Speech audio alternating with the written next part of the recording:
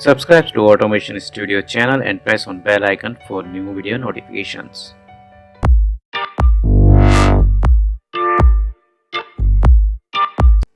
Hey guys, welcome to Automation Studio.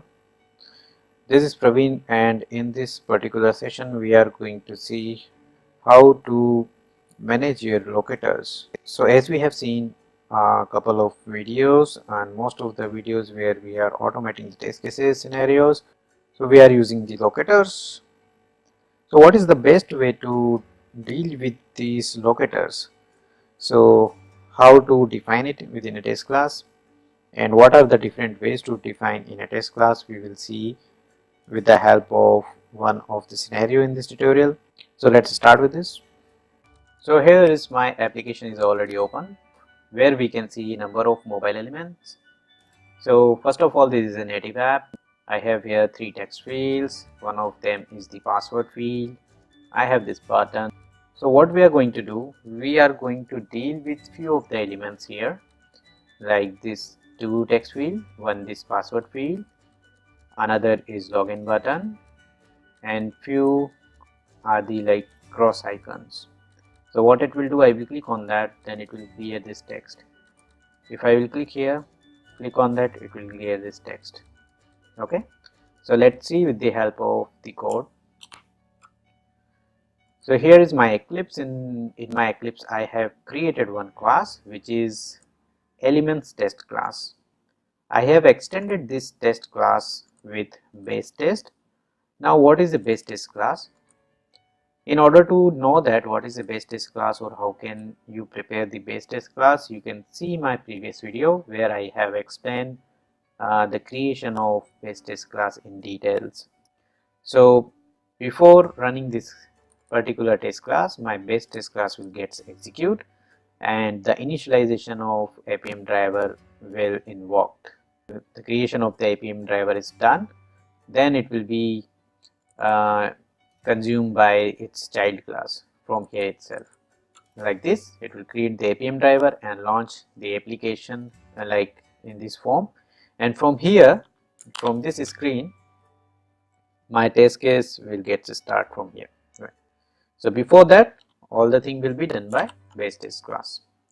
I will provide the link in the description box, guys. So if you are still having some confusion, you can go ahead and you can watch the video and the details, and you can also understand like how to create the base test class. So it will help you to rid off from the duplicate or repetitive code. So that will help in this manner. So it will always a good practice to use or to create a base test class. So let's understand the scenario here. So for these 3 line, in this 3 line, I am dealing with this particular field, this one, and these 2 lines is for username. So I am typing here username. In this particular field, I am just typing the password, and the 4th one is for login. So I am just hitting the login button, right? So these are the elements. I am dealing with 1, 2, 3 and 4 elements. That's it. So that's what I am doing. So let's see it, and then I'm just waiting for the 5 seconds. So let's run it and see what's going on. So if you can see here in the console, so these are the capabilities I have used, which is coming from the base test.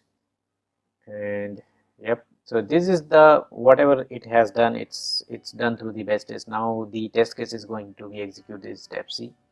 Now it's typing, and now it is typing password and login button, and wait for 5 seconds. So this is all about like how usually we are constructing any test method. Now how to deal with the element. So let me define here. So this one is account. So I can say here string, or I can say it's a buy, so buy, and I can say account name, and it's a x path, so account name x path is equal to, and just I can define like this. Okay, and now it's a buy element, so I can just use it over here. Right, so find elements needs buy object. and I'm creating here by object with the name of account name XPath as a variable name, and I have defined the same thing over here, right? So I'm just using here, and now I'm going to use this one, so clear text. So I will say here in the same way. Okay, now see, I have used here 2 times, right? So instead of that, I can use here like this,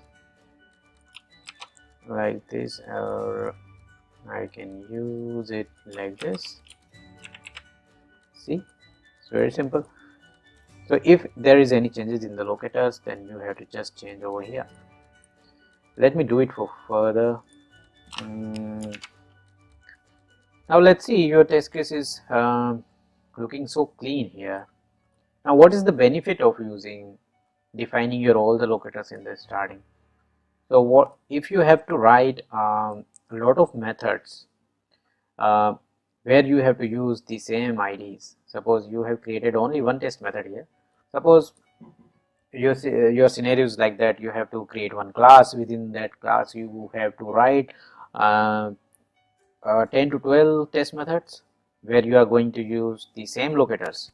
Then you have to define the locators again and again. So that is a bad practice, guys. Rather than what you can do, you can just create like this and then further you can use it. So this is the one of the way you can define with the help of by locator. Okay, now let's run it. Now let's see. Now execution is got started, and see, now it's executing like as before it got executed. So there is nothing different, it works well. So this is the way how you can clean up your code. Actually it will looks clean, neat, and it's very easy to handle. In future, if someone developer will change the locators, then it's easy to change over here. It will reflect in your rest of the test cases, right? Test methods. So it is very easy to handle. If you will write apm dot find element, so see, so find elements will give you mobile element, right? So you will get a mobile element for that. So this particular from here to here code snippet will give you an element, and you are performing an action of an mobile element like click and set value, clear, send keys and click. So these particular all the actions you are performing on a mobile element. Rather than this, what you can do, you can write like this also, mobile element, and you can say account element and equal to like this. There's a typo, guys, so let me correct it. Mobile element. Okay, let's import it, mobile element, and now just remove the click element dot. Now you can put here a click out. Now you can perform here a click out operation, right? Because this is a mobile element. So it's the same as like that. See, like this. So this is your mobile element, which is nothing but this, and then you are performing a click element or action. So this you are performing a click action on. If you will hit the dot, then it will give the same methods, whatever you can perform here. Let's see, same thing. Okay. So ultimately you will get an element over here, mobile element, from where you can perform the actions. So what you can do, instead of by, you can construct the mobile element as well. Now let's see the second approach. In the second approach, what we are going to do, we have used just here the by object, right? And we have consumed it this by object in the constructing of the element. Okay, and on this particular element we are performing the operations like click, set value, clear, send keys. Okay, now what we will do, now we will create elements like from here to here, and on that directly we will do the operation like click and set values. Okay, so now how to do that? So let's see. So let me find out first how many elements we need here. Okay, so let's go to application, and we are dealing with one element, which is this one, which is this particular text field. Another is this icon, another is this account name text field, another is password field, and the last one is login button. So 1 2 3 4 5 elements, right? So let me create 5 elements here, which are nothing but mobile elements. Okay, the first one is account name element. Okay, another is mobile element, which is clear text icon element. Okay, another one is account name element, and then another is element password element, and the last one is login button element, right? So these are my 5 elements. It should be username, not account name, sorry. Okay, so this is the first text field, account name, and this is the cross icon where we are dealing with. There is the second field, username, there is the password field, and the last one is the login element button, right? Now what I'm going to do here, I'm going to create one method, public void init, okay, init elements. Okay, within init elements I will pass mobile element. Here is the typo, element, right? And now what I will do, I will initialize this element. So let's do that. How to do that? apm dot find element by, and what is that? By dot, here we have, so account name password. See, the same thing we can use, or rather we can use directly this one, but let me use the complete thing like this. Okay, so I have defined all the elements here like this. So I am just passing the apm with the help of apm object, find element by dot xpath, and these are the things. So these details I have just used from here, right? Rather than this, you can use directly this also, because you have already defined the by object, right? So you can use this, but as of now, suppose I don't want to use it, so that's why I have defined in this manner. Okay, so here like this you can define the mobile element. Now that you can directly use it as well with the action. So how to do that? Let's see. So suppose, let me comment this code, and let me copy this, comment this code as well and copy it, because I want to treat as a new test case for this. Okay, let's see. The previous code what we have learned is not there, it's a new class. Let's assume like that. Okay, now what I need to do here, first I need to call this init elements, and I need to pass the apm object into this. Okay, once it will go, it will initialize this objects element, sorry. Okay, initialization is completed. Now what you can do, now you can perform the actions on that. What I need to do first, I need to click on this particular field. What is the mobile element for that? Account name element. Copy it. Which action you want to perform? Dot click. So you click on that element. Now another action, once you will click on that, this particular element get visible. So you have to click on this element now. So what is the element for that? For that we have the clear text icon element. So let's do this. What you need to do, I need to perform a click operation again.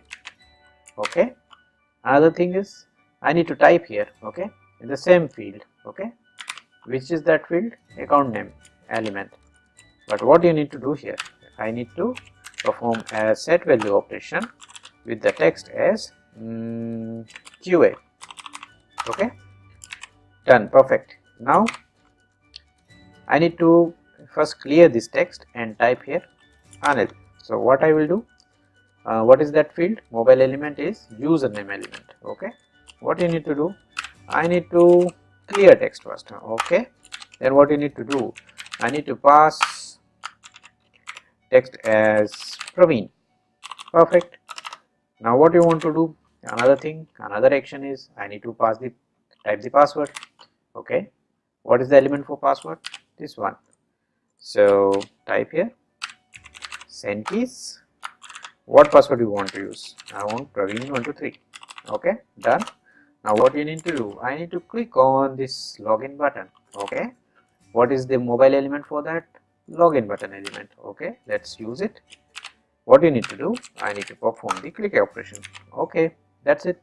So this is how you can perform the test case. You have the all the elements, just you need to provide what kind of action you need to perform on that particular mobile element. I need to perform a click operation on this element. Okay, I need to perform click operation on clear text icon element. Okay, I need to provide some text in this particular element. Okay, so this is the way how you can do it. So just you have defined what are the action you need to perform, the elements which is present over on this UI, that's it. So how simple it is, right? It is very meaningful, very managed, and with the variable name only you can understand like on which mobile element on the screen you are performing which kind of operations, right? So let's run it and let's see how it will work.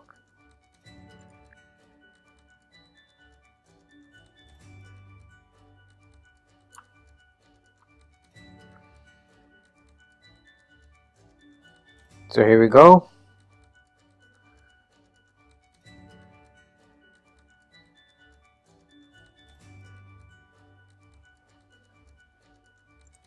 Okay, so I have initialized this element to null because we need to initialize the mobile element to some values, right? This is the second approach, guys, how you can use it. So you can use it either with the by and then you can create the element within your test method. Let me rename it. Okay, yeah, sample test with mobile element, and the second one will be with by sample test. I can say by, that's it. Okay, let me comment this one. So both are working well, both will work well. Okay, but it depends on you like how you can do that. But here you are defining the mobile element within your test method, but here something it's very clear like this element you have to deal with this. So it's pretty easy to understand on which element you are performing which particular action. So it depends on you guys how you will choose the strategy to deal with the elements. There are so many methodology, or you can say models are available in APM, or you can say Selenium, which we can use like page object model in order to deal with the standard way of dealing with the elements. We will learn in our future video, but before that we need to understand like what are the different ways or what are the ways available to deal with the mobile elements, how you can manage your element. So I think this is also important topic to cover here, so that you are understanding toward the managing the mobile elements will be good, or you can understand how to deal with the mobile elements in a small classes. So that's all for this lecture, guys. Okay, so this is the channel, guys. If you haven't subscribed, please subscribe it. If you have liked this video, so please like, comment, subscribe and share with your friends. I will see you in next video, guys. Bye bye, take care.